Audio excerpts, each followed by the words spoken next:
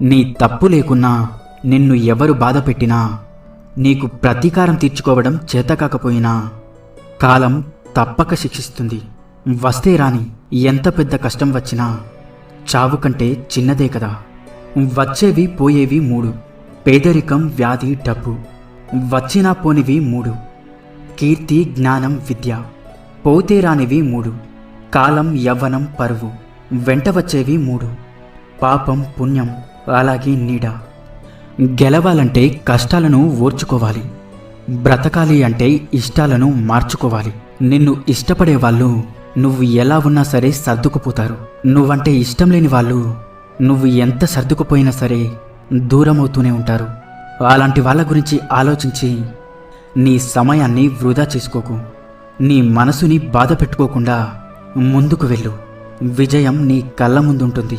కష్టపడే దానిలో